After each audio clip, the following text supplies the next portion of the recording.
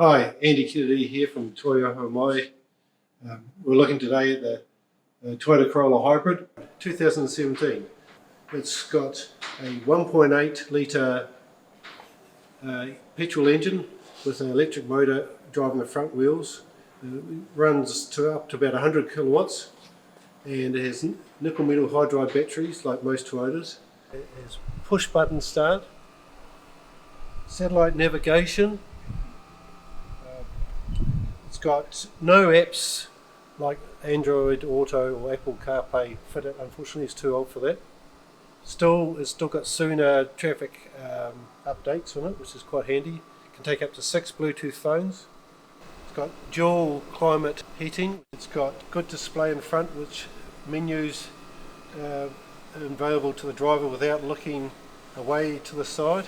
It has 3 different modes: EV mode, Eco mode and power. The EV mode is handy for short trips under 30 kilometers per hour where you want to silently move around and not start the engine up. Eco mode allows you to drive with the best economy but the performance is reduced. Power mode allows you to drive with a bit more spirit but fuel consumption changes.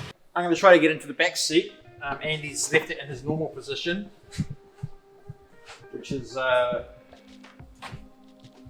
he's 6'2" and I'm about to stay.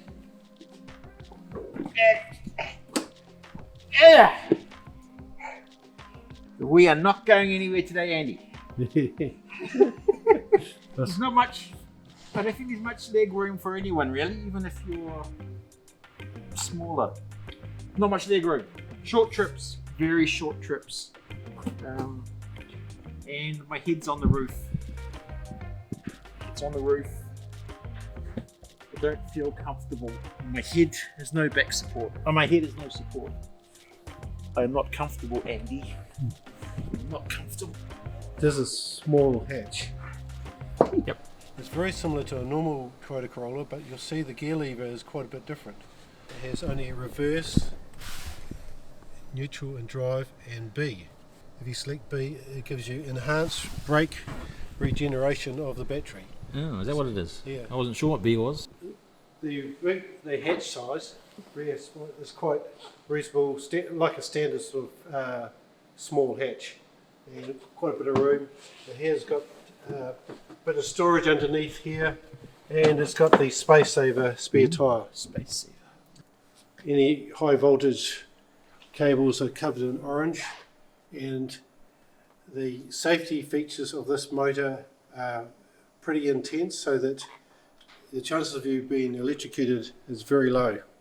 Okay, now we're in the back seat, sitting on top of the main battery, nickel metal hydride battery, and you'll notice that underneath the rear squab is a panel, plastic panel that covers an orange isolating safety switch.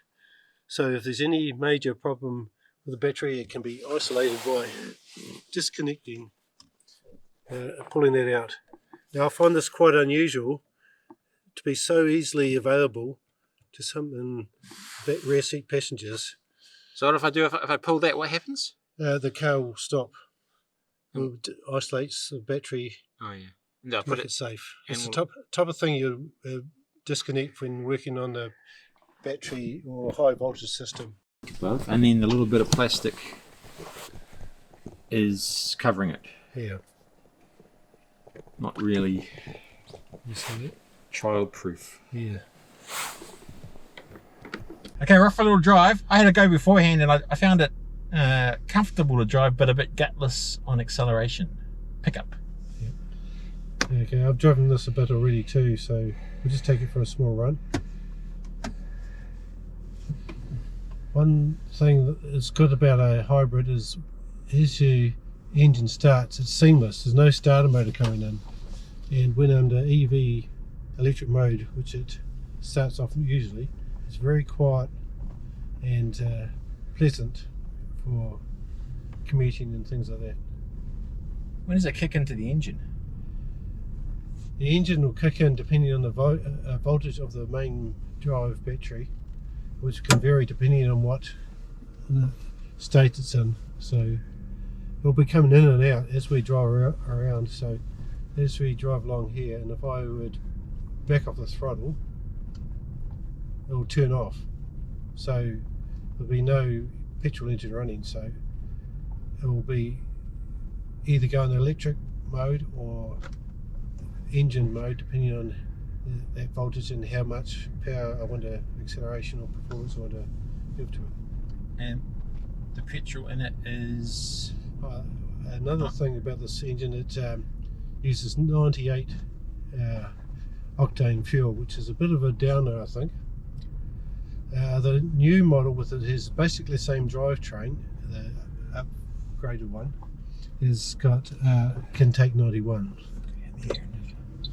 So nice and quiet around town and feels quite good. Responsive, but nothing special. Just driving around. Yeah. There's room in the passenger seat, that's quite comfortable. It's good for drivers, there's enough room, leg room, if you don't worry about the rear passengers. Yeah. I've found that it's adequate performance, but nothing startling. As I said before, the over bumps is quite a good ride. Now when I accelerate up to 100k, it's quite noisy, smooth, no gear shifts, so it's quite adequate, but nothing outstanding. Yeah. So the main purpose for this vehicle is for economy, not for performance. Yeah, it's a bit noisy there, the engine noise. Yeah. It's quite shocking going from electric to engine. Petrol. Yeah. Like your RAV4 was very smooth and quiet. Yeah, a lot smoother. Yeah. So I think this is ideally suited for around town driving and rather than open road stuff, but you can do both without any worries. It's just around town is the most suitable sort of driving, and that's where the best fuel economy will be obtained. To get the best fuel economy out of these vehicles, you should try to accelerate using the EV mode only. That's using the motor, electric motors, up to say 20 or 30 k's, and then when the petrol switches in, it's already travelling at quite a reasonable rate. And as you come up to a slowdown period up front, try to do it gradually using the engine regeneration to recharge the battery for use later on. By driving this way, not holding up cars, you can achieve around 4 kilometres per litres per 100k, but it takes kind of a bit of restrained driving to obtain that. Customers I've talked to have got up to 1,000 kilometres per tank full commuting, and that's a 45 litre tank, but mostly they get a bit less than that. Currently this vehicle, with everyone driving including staff, it's sitting at 5.1 litres per 100 kilometres, which is still pretty good. Yeah, it's pretty good. So summing up, good around town, a little bit noisy on the open road, the engine and the tyres, not good for passengers, but good for smaller children maybe in the back. Yeah, very small children in the back. Front seat passengers fine. But I think for the second-hand price of it and the value, it's a pretty good vehicle to consider.